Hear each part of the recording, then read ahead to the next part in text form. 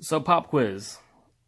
If you just got your board and you're riding it, you've already ridden it, and you get speed wobbles, it gets a little unstable, what is your first solution? What do?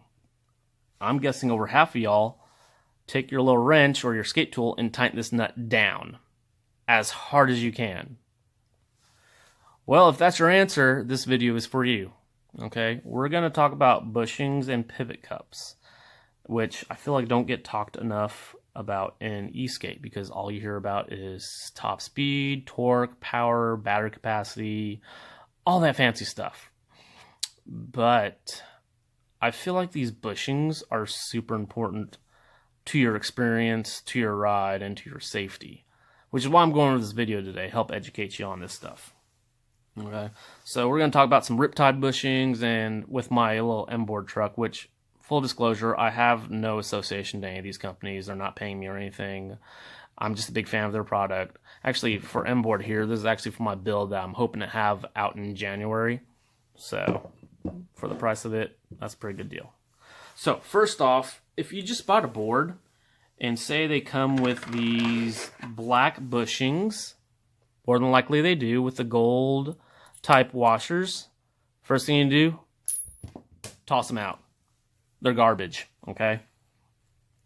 Every time you get any board, whether it's your first board or it's another board of your own that you gotten, always, always, always change the bushings out, okay? The first thing I always tell people to do once they buy a new board is change the bushings out, okay? The black bushings that, that come in most of these boards are just the universal standard bushings. No one really knows about it. It just comes with the board, okay? Bushings are weight-based, okay? So however much you weigh, it's probably going to be different from the person that tested it out in another world there, somewhere out in Asia, okay? One thing about riding is we all have our different styles. We weigh differently. Our body moves differently than others. And so bushings are another way to customize the board to you, okay? So when you get your own electric skateboard, first thing you need to do is buy a set of bushings that are proper to you. And fortunately, these bushings are fairly low cost. And I'm talking about like $7 to $12 for a pair, which is totally worth it, okay? Because here's what bushings and pivot cups do for you. They are the stability of your ride when you go fast, and they allow you to have the control when you carve, okay? These black bushings do nothing for you, okay? They're just little fillers. They're garbage. So toss them, okay? So let's go over some of these shapes. And yeah, so bushings again, it's these little things on your truck, okay? Pivot cups are right here. They all contribute to your stability and your control of your board. They are very, very important, okay? So let's go over some of these basic shapes. So right here, I got barrel bushing, okay? It's a very basic shape. It's a cylinder shape, like a barrel, okay? Notice that's a flat top, and it's even throughout on both sides. So this is one of the more stable bushings you'll have. Typically, these will go on what's called the deck side of the truck, and it's the deck or the side that is closest to the deck, which is where the truck base is. So you want to put that there. And sometimes you can put them on the roadside, which if you want more stability, go ahead and do that, okay? And if you notice, it's a green color. This other one is also a bushing, and it's a gray color. It's from the same company, but it's weight-based. So they color code it to indicate what firmness it is. Gray being the thickest or the firmest, and gray being the firmest, and then green being the lesser firm. It's a 93A compared to a 96A. These are for usually people that are over 200 pounds. This one's more for people around 180-ish, okay? If I recall correctly, I'll have to double check that. But on the bright side, each company has their own little durometer, which is the firmness, and weight chart. So whatever your weight is, you'll want to go with that color, or however you formulate your ride. Okay. Here we got a cone bushing.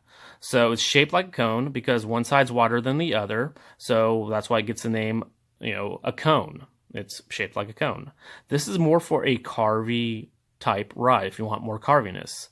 They're not going to be nearly as stable as the barrel bushings, but they will give you some well-controlled, sick carving experience. Okay. So on top of that, they come in different sizes. So different firmness, different shapes, and now different sizes. Okay. So right here we got a tall barrel. Okay. Right here is also a barrel, but it's a street barrel. Notice how it's shorter than the tall. Okay. And then it also gets a little shorter. This one we have a short street barrel. Notice how it's just a hair shorter. Okay. That's very important for when you're trying to find the formula to your ride. Okay. And it takes time. No one can really tell you exactly what you want except for you. You got to kind of experiment and fill it, which is why it's great these things are cheap. Okay. Same thing with the cones. This is a short cone and this is a street cone. Notice how it's a little taller. Are you starting to see a pattern there? And these are pivot cups. Okay. They are what the pivots go into in the truck base. These also contribute to your stability. So these black ones, same thing. Throw it out. Go and take the newer ones. Riptide also sells them. Get them for your appropriate truck. Riptide has a bunch of them. And one thing about Riptide is their customer service is stellar. So just email Brad or Tracy and tell them what kind of truck you have, and they'll direct you to the one you need. And if they don't have it, if you be kind enough to send it to them, they'll make you one. Okay. And then other things that contribute to the bushings are these little washers. So you got flat washers, you got cupped washers. Okay. The flat washers are if you want a little bit more freer movement. Cup washers are more restricted movement. It's pretty simple. And they come different sizes, large and small. Like this one, here's a small washer, a large washer. And it all depends what you want. And it's a lot to go over. Right now I'm just giving you the Spark Notes version of it. But you can DM me or message me, comment on this, and I can try to give you some suggestions, but ultimately you got to get some and try them out, and it makes a world of difference. Let's just go over some examples on how I would set it up. So I kind of particularly set up mine in a what's called a split setup. And what that means is instead of having my my board turn evenly, like front and back, I'm going to have it turn like a car. So how I do that is, for example, let's just for shits and giggles, for example, if I really want a stable ride but be able to carve and turn, is basically when your rear truck is a little bit more stable than the front. So your board ends up turning like a car, where the rear drags, but the front is doing all the turning. Okay. So let's give you an example of how you would set that up. So say my rear truck, I want to put two barrels right here. Okay. So I got a really firm bushing to a not as firm bushing. So that's a 96A, 93A.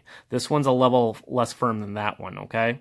So I would have this on the deck side because I want the most stable part closer to the deck. And then the less stable is going to be, or less firm is going to be away from the deck. Okay. So that's going to be for my rear truck.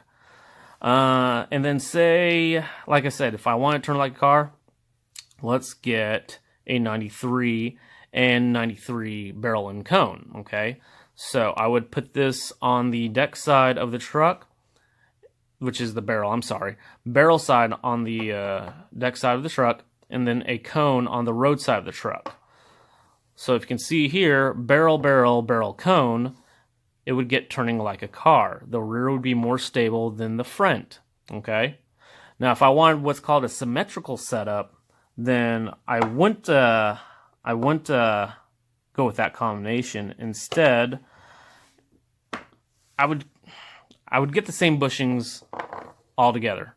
So let's say these are all gray. Let's say I'm pretty heavy set. Let's say this is gray, two gray barrels, and that's two gray barrels. And just for fun, just for pretensies, they're both the same. So now both front and rear turn evenly. You see where I'm going with that? This subject is kind of challenging to explain, and like I said, this is a SparkNotes version of it. If you want a more detailed explanation, go ahead and DM me. We can talk. But I hope that this kind of gives you an idea of it. Okay. Now, these pertain to double kingpin trucks, reverse kingpin trucks, and traditional kingpin trucks if you have them. Okay. So if you have what are called channel trucks, like you would have on LaCroix, Trampas, Callies, or even so, you wouldn't go with this type of stuff. You wouldn't go with this setup here because they don't use these type of kingpins. Okay. Trampa, for example, and Callie does, they use barrels. So they're pretty much the same thing. They help with the stability of your ride when you're going at speeds and the control of your carving, okay? They do come in different firmnesses. I do have some Trampa ones here, but the concept of a split setup would remain the same. You would have your firmer barrels in the back and you're not as firmer barrels in the front, so your board turns like a car. Okay, so say if you have like the Matrix 2s, which are on the LaCroix, the lower cost LaCroix, you would have these shock blocks. Same thing. If you want to do a split setup, which, you know, those things go pretty fast, so you'll want a split setup. You'll have the firmer blocks in the back and the less firmer ones in the front. And that's how you help with the speed wobbles there.